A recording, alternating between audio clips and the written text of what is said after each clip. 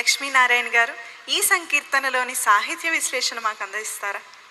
అన్నమయ్య సంకీర్తనల్లో శ్రీకృష్ణ తత్వాన్ని నివిడీకృతం చేస్తూ అందించినటువంటి సంకీర్తన ఇది. గోపికలంతా కూడాను ఆ యశోదమ్మతో మొరపెట్టుకుంటూ ఉన్నారు.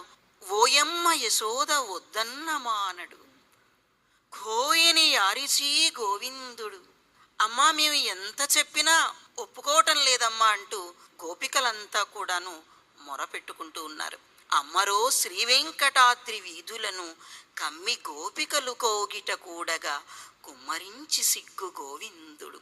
సిరులను ఇచ్చేటువంటి గోవిందుడే కాదు, ముసిముసి నవ్వుల సిగ్గులను కూడా ఒలకపోసేటువంటి గోవిందుడు అంటూ అన్నమయ్య పరమ తాదాత్మ్యంతో అందించిన ఈ సంకీర్తనని స్వరభావ తాదాత్మ్యంతో ఆలపించినందుకు శుభాభినందనలు.